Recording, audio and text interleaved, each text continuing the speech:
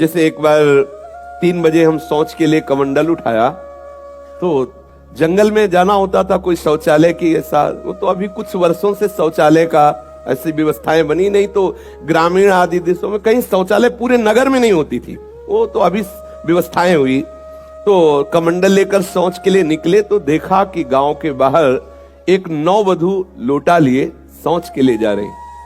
तो हम खड़े हो गए कि ये जिस दिशा को जाए उससे विपरीत दिशा में हम, वो खड़ी हो गई। फिर विचार किया कि हमें लगता है ये यहीं शौच में बैठना चाहती, तो हमने रफ्तार बढ़ाई।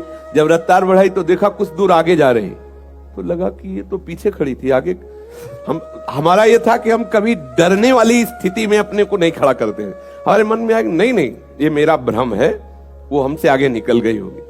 जब वो आगे गई तो हम पीछे मुड़े तो देखा हमारे दूसरे रास्ते में खड़ी। अब हमें पक्का विश्वास हो गया कि ये कोई स्त्री नहीं है, कोई पतित आत्मा है जो इस रूप में है। तो जोर से भगवान नाम उच्चारण, खत्म खेल, ना कोई भय और ना वो हमें दोबारा दिखाई दी।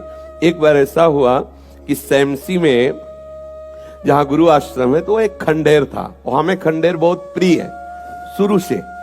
ऐसा मतलब बिगड़ेल स्थान, पुराना वृक्ष या ऐसे कोई कुटिया, ऐसे पहले संन्यास मार्ग में ऐसे रहना अच्छा लगता था कि जहां जिसका किसी काल, तो रात्रि में उस खंडहर में जाकर के लेटे। वहां के लोगों ने रोका, आश्रम वाले लोगों, वहां मत जाइए। हम सोचा आश्रम के कई लोग यहाँ लेटते हैं तो बातचीत करेंगे, इसलिए एकांत। यही गए तो अंदर मंत्र चल रहा था, और एक छोटी सी टार्च सिराने, एक छोटी सी घड़ी दुप दुप वाली, क्योंकि उससे पता चले ना तो मतलब टाइम का, तो ऐसे रख के वैसे से थोड़ा ही लेटे, तो उस समय जटाएं बड़ी बड़ी थी इतनी, तो ऐसे उनका तकिया की तरह जटा रखे, तो ऐसा लगा जैसे कोई हमें बहुत जोर से दबाने की चेष्टा कर रहा है। तो ऐसे देखा तो मुझे स्पर्श जैसा भी हुआ कि जैसे कोई कड़ा हाथों में एकदम। ऐसा कैसे हो सकता है?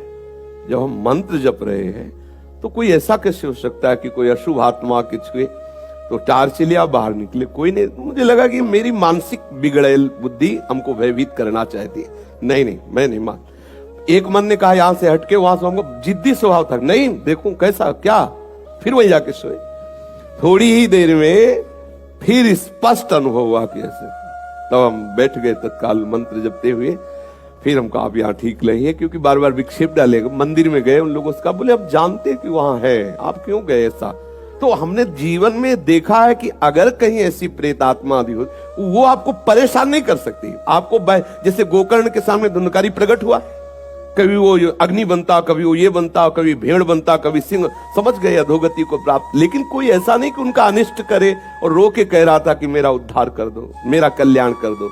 तो ये प्रेत आत्माएं भगवत धामवासी, भगवान नाम जापक वैष्णवों के प्रति अपना कल्याण करने के लिए आती है। किसी को भी कभी घबराना नहीं चाहिए। यदि कभी ऐसी परिस्थिति हो तो उच्च स्वर से नाम कीर्तन करने लगना, विश्वास करना, तुम्हें छू नहीं सकता कोई। ये हम इसलिए सत्ता नहीं मानते। जैसे कभी कोई प्रश्न करता है तो कह देते मेरे भगवान ही भूत रूप में आए। ये एक स्थिति है, एक भावना की स्थिति जो सत्य भावना है। वासुदेवा सर्वमिति, तो सब प्रभु ही है, और सच्ची बात सब प्रभु ही है। लेकिन ये जो अगर हम उस स्थिति को नहीं पहुंचे तो पक्का समझ लो कि अगर प्रेत योनि का कोई भी जीव तुम्हारे सामने आता है और तुम भगवान नाम जप कर रहे हो तो तुम्हें कभी परास्त